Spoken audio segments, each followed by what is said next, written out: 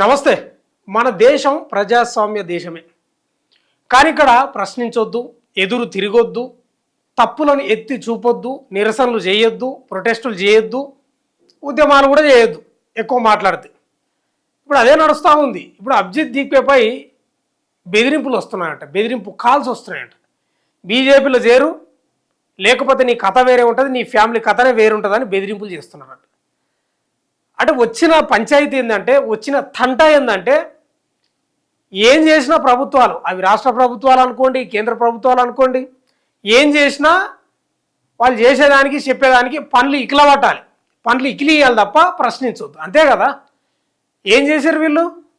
Protest దేనికోసం చేసిండ్రు? వాళ్ళకి ఏమైనా కాలు చేతులు గులగుల పెట్టి చేసిండ్రా, లేకపోతే ఎందుకు చేసిండ్రు?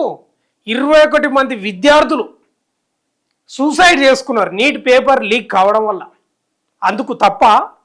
అందుకు నిరసన చేయడం తప్ప, ఉద్యమం చేయడం తప్ప ప్రశ్నించొద్దా?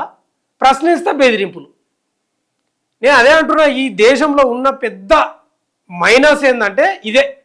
ఎదురు తిరగొద్దు, మాట్లాడొద్దు, క్వశ్చన్ చేయొద్దు. క్వశ్చన్ చేస్తే ఇట్లా బెదిరింపులు ఉంటాయంట. ఇప్పుడు ఈయనకు బెదిరింపులు వస్తున్నాయంట, ఎవరెవరో ఫోన్ చేస్తున్నారట, నువ్వు బీజేపీలో పార్టీలో చేరు, నేను ఇక రకరకాల బెదిరింపులు. ఇంకా బెదిరింపులు అంటే ఏం బెదిరింపులు గవే. ఒకసారి ఈ ఆర్టికల్ చదివిన తర్వాత నేను చివరిలో మళ్ళీ మాట్లాడతా.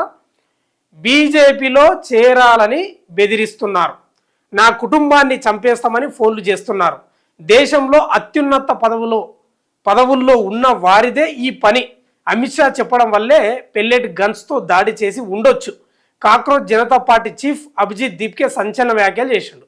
ఇప్పుడు పెల్లెట్ గన్స్ కూడా వాడినరు కదా, ఎంత దారుణవాది నిజంగా.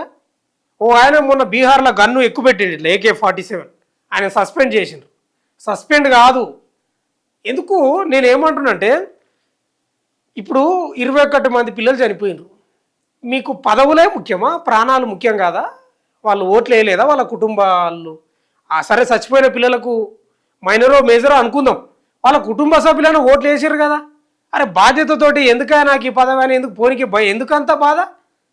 మీ కుర్చీ పదిలంగా ఉండాలి, మంది ప్రాణాలు పోయినా సరే ఏం కాదా? అదే కదా ఈయన ప్రశ్నించింది. పెల్లెట్ గన్స్ వాడినరు, ఇంకా కొన్ని సోషల్ మీడియాలో వచ్చినాయి, ఆ మేకులున్న లాఠీలతోటి కొట్టిండ్రు, రక్తాలు గారిని. అంటే మన హక్కులను కాపాడుకోవడానికి, ప్రశ్నించడానికి రక్తాలు కారేసుకోవాలి, ఈపులు పగలగొట్టించుకోవాలి, అంతే కదా. ఎంత దారుణం.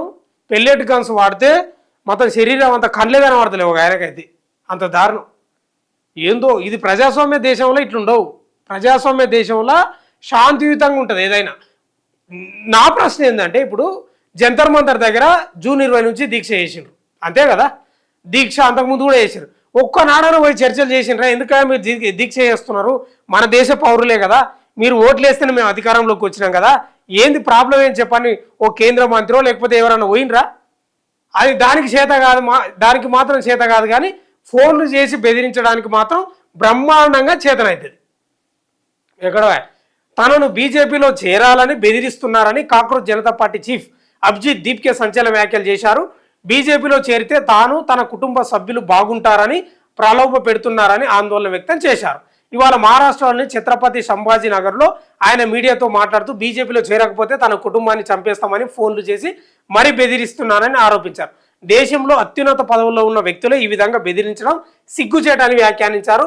మోడీ అమిత్ షాతో పోలిస్తే నా వయసు ఎంత, యువతను భయపెట్టే స్థాయికి దిగజారుతున్నారంటే అలాంటి పదవులకు విలువ ఏముందని ప్రశ్నించారు. ఈ పిట్టె బుర్రు అంటే బట్ట సంకలు పెట్టుకొని పోయే సామెత ఉంటుంది తెలంగాణలో. పిట్టె బుర్రు అంటే బట్ట సంకలు పెట్టుకొని పారిపోయే రకం ఏం లేదు. ఇట యువత ఎప్పటికైనా సచ్చేదే. ఏ 1000 ఏళ్ళు బతకనికి ఎవరైనా రాలేదు. ఇప్పుడు పబ్లిక్లకు వచ్చిన వెంటనే దాదాపు చచ్చిపోయినామనే లెక్కనే అది. ఎవడు ఎక్కడి నుంచి ప్రమాదం పొంచి ఉందో తెలియదు. ఇప్పుడు ఈయన కుటుంబం బాగుండాలన్నా, ఈయన బాగుండాలన్నా బీజేపీలో చేరాలంట. అదేదో ఉంటుంది కదా, వాషింగ్ పౌడర్ నిర్మా. ఆయన రాఘవ్ చేద్దాన్ని నా మధ్యలో బాగా ప్రశ్నించాడు. ఏమైందేమో ఆయన బీజేపీలకు.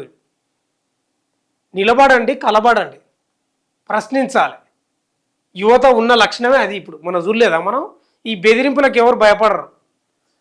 విద్యార్థుల నిరసనల సమయంలో జరిగిన పోలీసుల దాడికి కేంద్ర హోంమంత్రి అమిత్ షా బాధ్యత వహించాలని అభిజిత్ దీప్కే డిమాండ్ చేశారు. అమిత్ షా చెప్పడం వల్లే పోలీసులు ఆందోళనకారులపై పెల్లెట్ గన్స్తో దాడి చేసి ఉండొచ్చని అన్నారు. పోలీసులు పెల్లెట్ గన్స్ వాడడం తాను కల్లారా చూశానని, బీహార్లో ఏకంగా AK-47 ఉపయోగించారని చెప్పారు. కసబ్ లాంటి ఉగ్రవాదులపై వాడాల్సిన AK-47 యువతపై ఎక్కువ పెడతారా అని ప్రశ్నించారు. పోలీసుల దాడుల్లో కొందరు విద్యార్థులు కంటి చూపు కోల్పోయారు. నిజంగా చాలా ఘోరం. నిజంగా మన శరీరంలో అన్ని అవయవాల కంటే అత్యంత ప్రాధాన్యత, అత్యంత విలువైనది కన్నే. కన్ను లేకపోతే ఏం లేదు. ఇక ఏముంటుంది? ప్రపంచం అంతా చీకటే. నిజం కన్ను పోయిందంట ఆ పిల్లగాంది. ఎవరు ఆ మధ్యలో రాహుల్ గాంధీ కూడా చూపించే కదా మీడియా ముందుకు తీసుకొచ్చి.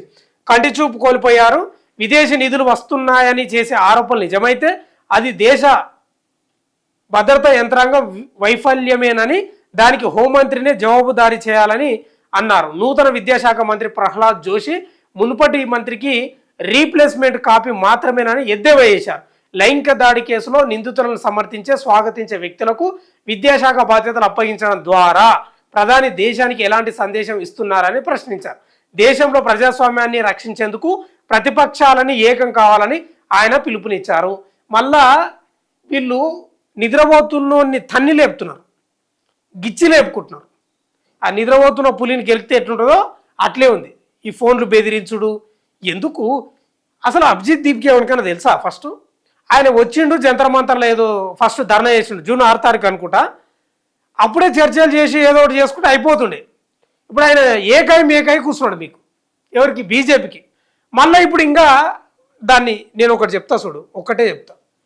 యువత, దేశంలో యువత ఎలాంటి వాళ్ళు అంటే సూది మొనలాంటి వాళ్ళు, నిలబెట్టిన సూది మొనలాంటి వాళ్ళు. అరికాళ్ళు పెట్టు, కానీ ఒత్తుతే మాత్రం నీకే దిగుతుంది. మీ కాల్లోకి గుచ్చుకొని మామూలుగా ఉండదు పరిస్థితి. యువతతోటి పెట్టుకోవద్దు. మీరు ఈ బెదిరింపులు బంద్ చేసుకోవాలి. ఫస్ట్ ఆయన ప్రశ్నించింది ఆయన ఇంట్లోకి రానికినో ఆయన కడుపులకు రానికినో కాదు, దేశ ప్రజల కోసం, విద్యార్థుల కోసం ప్రశ్నించడు.